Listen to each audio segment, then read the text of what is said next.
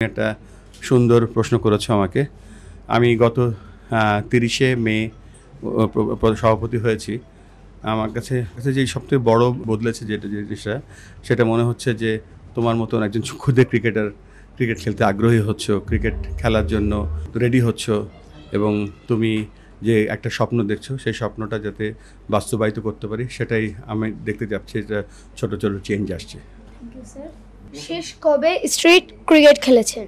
Street cricket তো আমি তো জানো যে এই কাজটা করার আগে আমি এশিয়াতে অন্যান্য দেশে ক্রিকেট উন্নয়ন করতাম, যেখানে ক্রিকেট একেবারে নতুন। মঙ্গোলিয়া, কম্বোডিয়া, চায়না, তারপরে ভুটান, তো ওই সব জায়গায় কিছু কিছু স্ট্রিট ক্রিকেট খেলতে হয়েছে। তবে লাস্ট খেলেছিলাম চীনে। টি-20 না খেলতে পারার আফসোস হয় কি না?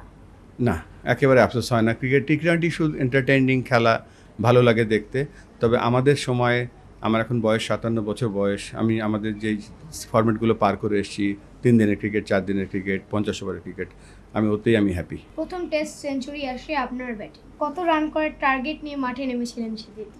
সেই 25 বছর আগের ঘটনা তো, টার্গেট কিছুই ছিল না। যে টার্গেট ছিল যে একটা বল খেলবো আর টিকে থাকবো। সেঞ্চুরি করার জন্য মাঠে নামেনি।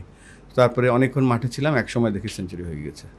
বাংলাদেশের প্রথম জাতীয় টেস্ট দল আর বর্তমানে জাতীয় দলের মধ্যে খেলা হলে কারা জিতবে? এই মুহূর্তে বাংলাদেশ জাতীয় দলে ওই সময় প্রথম টেস্টে যারা খেলেছিল তাদের অ্যাভারেজ বয়স হবে এখন 45 থেকে 50, আর এখন যারা জাতীয় দলে খেলছে তাদের অ্যাভারেজ বয়স হবে 20 থেকে 30। যেহেতু আমাদের বয়স অনেক বেশি, সেহেতু আমরা এই মুহূর্তে হেরে যাব, কিন্তু ক্রিকেট জিতে যাবে। ক্রিকেট ম্যাচ শেষে জার্সি বদলানোর রেওয়াজ থাকলে বর্তমানে কোন ক্রিকেটারের সাথে জার্সি বদল করতে? তুমি তো একটা দারুণ কোশ্চেন করেছো। আমি যার সাথে আমি একজনের সাথে জার্সি বদল করতাম, যদি সে এখন ক্রিকেট খেলা ছেড়ে দিয়েছে, সেটা সম্ভব না, ক্লাইভ লয়েড। তবে এখন যদি আমার সাথে কাউকে বলো জার্সি বদল করতে, আমি বিরাট কোহলির সাথে জার্সি বদল করবো। তোমাকে অনেক অনেক অনেক। আপনি যেহেতু স্যার সেঞ্চুরি স্যার, সেহেতু আপনার একটা অটোগ্রাফ করতে পারি? হ্যাঁ, অবশ্যই তুমি অটোগ্রাফ পেতে পারো। তার আগে বলছি যে তুমি এত সুন্দর করে আমাকে প্রশ্ন করেছো, তুমি এত সুন্দর করে আমাকে প্রশ্নগুলো যখন করছিলে, তোমার যে কনফিডেন্স দেখেছি, তুমি ইনশাল্লাহ অনেক বড় হয়ে অনেক কিছু করতে পারবে। আল্লাহ তোমার সহায় হোক। কোথায় তোমাকে অটোগ্রাফ দেবো?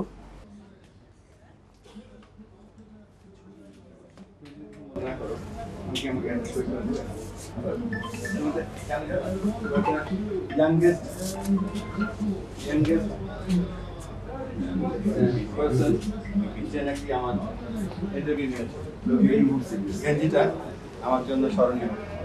ভালো থেকো।